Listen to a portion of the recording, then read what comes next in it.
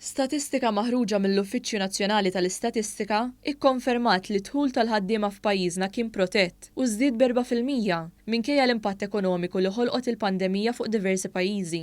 Xhud ta' dan huwa l-fatt li d-dħul tal-ħaddiema xorta kien 55 miljun euro ogħla meta mqabbel mat-tieni kwart tal-2019. Fis-stqarrija l-Gvern Malti spjega li d-daqqa ekonomika tal-pandemija ġiet riflessa fil-profitti tal-kumpaniji u l-finanzi tal-Gvern.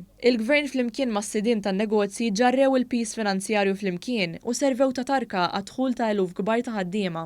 Fil-fatt, il-profitti tan-negozji naqsu bi 315 miljun u l-Gvern daħħal 110 miljuni inqas f'taxxa.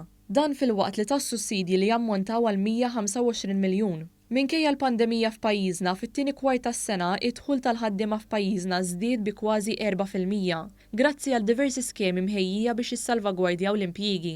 Dan għal kuntrarju ta' diversi pajjiżi Ewropej fejn id-dħul tal-ħaddiema fi Spanja naqas bi 13%, fil-Ġermanja naqas b'4% u fir-Renju Unitu fl-Awstrija naqas b'1%. Pajjiżna huwa wieħed mill-uniċi pajjiżi fid-dinja fejn fl-aħħar xahrejn il-qatt naqas b'mod konsistenti. Fl-istqarrija l-Gvern fakkar li għal parti kbira tat-tieni kwart tas-sena ħafna negozji kienu magħluqa u t-turiżmu kien waqaf għal kollox. L-istqarrija temmet tgħid li permezz tal-pjan ta' riġenerazzjoni ekonomika ta' 900 miljun euro l-andament ekonomiku beda jirpilja u sostna li fil-budget li ġej ser ikun qed iħabbar miżuri oħra bilan li jitjieb u jipproteġi d-dħul tal-ħaddiema u n-negozji.